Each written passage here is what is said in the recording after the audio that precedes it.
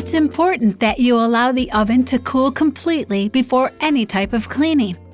Once it is cooled, gently rub a soft, damp sponge or cloth along the length of the heating element, like this. Do not use any abrasive cleaning agents, otherwise you may damage the metal surface.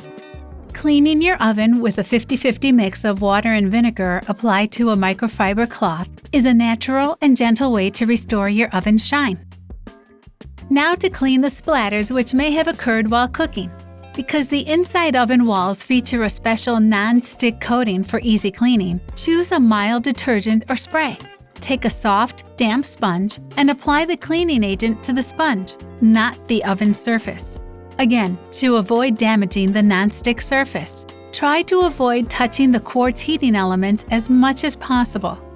Before plugging the smart oven back into the power outlet and turning the oven on, let all surfaces dry thoroughly.